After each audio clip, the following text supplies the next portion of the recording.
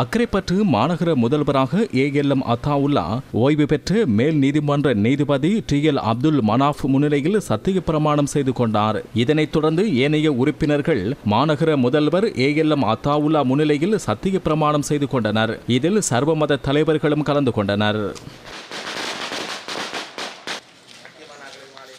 இதே நேரம் போரதீவு பற்று பிரதேச சபையின் தவிசாளராக மதிமேனன் பதவியேற்றுள்ளார். இலங்கை தமிழரசு கட்சி சார்பில் மண்டூர் வட்டாரத்தில் போட்டியிட்டு வெற்றி பெற்ற விமலநாதன் மதிமேனன் தவிசாளராக தெரிவு செய்யப்பட்டதை அடுத்து வருத்தமானியில் உத்தியோகபூர்வமாக வெளியிடப்பட்டிருந்தது.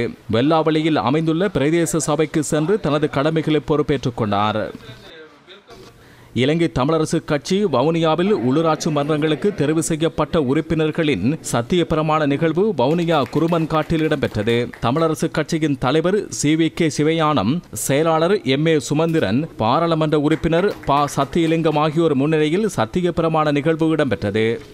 இலங்கை தமிழரசு கட்சியின் பொதுக்குடியிருப்பு பிரதேச சபைக்கு தெரிவான 11 உறுப்பினர்களும் சத்திய பிரமாணம் செய்து கொண்டனர். சபையின் தவிசாளராக வேலாயுதம் கரிகாலன் நியமிக்கப்பட்டதுடன் உதவி தவிசாளராக சுந்தரம் பரந்தாமன் தெரிவு செய்யப்பட்டார். கட்சி முக்கியஸ்தர்கள் முன்னிலையில் சத்திய பிரமாண நிகழ்வு இடம்பெற்றது.